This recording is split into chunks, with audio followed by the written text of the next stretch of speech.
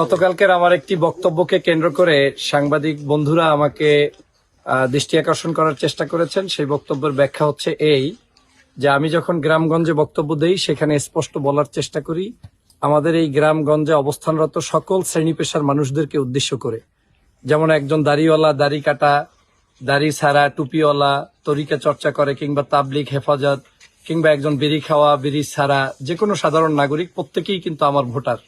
আমার বক্তব্যের মূল উদ্দেশ্য ছিল যে বাংলাদেশের আপনারা যারা বিড়ি খান বা সিগারেট খান, আপনি যদি এই খাবার অভ্যস্ত অবস্থায়ও আপনার দোকানে গিয়ে বসেন, সেই দোকানে গিয়ে আপনি এই বিড়ি খাবেন, সেই খাওয়া অবস্থায়ও আপনি দাঁড়িপাল্লার পক্ষে বক্তব্য রাখবেন কিংবা দাঁড়িপাল্লার পক্ষে আপনি ভোট চাইতে পারবেন। আপনি যদি এমন করে দাঁড়িপাল্লার পক্ষে দাঁড়ান, হতে পারে আপনার জীবন পরিবর্তন হতে যেতে পারে, এবং সেটা দাঁড়িপাল্লার পক্ষে অবস্থান করার কারণে একটা সময় আল্লাহ তাআলা চাইলে আপনাকে মাফ করে দিয়ে আপনাকে এই সঠিক পথে পরিচালিত করতে পারে। এ ধরনের একটি বক্তব্য ছিল। সেই বক্তব্যটা হয়তো কেউ কোনোভাবে মিসলিডিং করেছে কিংবা বুঝতে ভুল করেছে, কিন্তু যার পূর্ণাঙ্গ বক্তব্য আমার ফেসবুক পেজে আছে, শুরু থেকে শেষ পর্যন্ত দেখলে কিন্তু আপনারা পারবেন। শুধু তাই নয়, এছাড়াও আমি নারী সমাজের প্রতি, কৃষক, শ্রমিক সমাজের প্রতি আমি কিন্তু আমার বক্তব্য দিয়ে চলেছি। আমার বক্তব্যের মূল আকর্ষণটাই হচ্ছে যে একজন এমপি, সে একজন গণমানুষের এমপি, অতএব একজন এমপি পদপ্রার্থী সে সকল শ্রেণী পেশার মানুষদেরকে টার্গেট করেই বক্তব্য দিবে।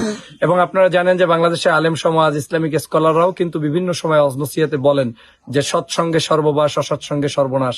আজকে যারা সৎ পথে পরিচালিত করে, আল্লাহ তাআলা চাইলে একটা সময় তার জীবনকে পরিচালনা করতে পারে, নতুন করে তার জীবন ফিরিয়ে দিতে পারে, সৎ পথে চালাতে পারে। অতএব একজন বিড়ি খাওয়া মানুষ সে কি দাঁড়িপাল্লার পক্ষে ভোট চাইতে পারবে না? একজন বিড়িওয়ালা মানুষ সে কি দোকানে গিয়ে দাঁড়িপাল্লার পক্ষে ভোট চাইবে না? সে কি আমার ভোটার না? সেই জায়গা থেকেই আমি বলেছি যে আল্লাহ চাইলে ওই ব্যক্তিকেও আমাদের পথে পরিচালিত করতে পারে, ভালো করে দিতে পারে। অতএব এই বিড়ি খাওয়া, বিড়ি ছাড়া, কিংবা সাধারণ নাগরিক, কিংবা একজন ইসলামিক স্কলার, কিংবা যে কোনো ধর্ম পেশার মানুষই আমার ভোটার। অতএব তাদেরকে আকৃষ্ট করে আমার এ ধরনের বক্তব্য পূর্বেও ছিল, গতকালকেও ছিল, ভবিষ্যতেও থাকবে। হয়তো আপনাদের